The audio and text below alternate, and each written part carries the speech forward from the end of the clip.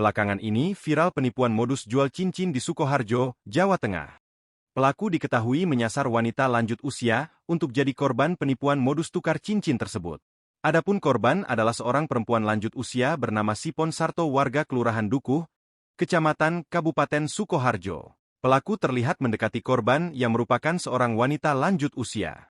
Pelaku perempuan yang tak diketahui identitasnya berpura-pura ingin menjual cincin emas. Pelaku kemudian memanfaatkan situasi untuk mengambil barang berharga berupa cincin emas dengan berat 4 gram milik korban. Aksi penipuan tersebut berjalan cepat. Korban sampai tidak menyadari bahwa dirinya telah menjadi target penipuan. Korban sempat memanggil keluarga yang berada di dalam rumah.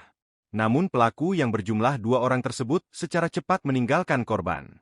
Kedua pelaku langsung kabur mengendarai sepeda motor Honda Beat. Namun cucunya yang sedang berada di dalam rumah mengaku tidak bisa keluar karena takut, sehingga hanya bisa merekam video tersebut untuk barang bukti.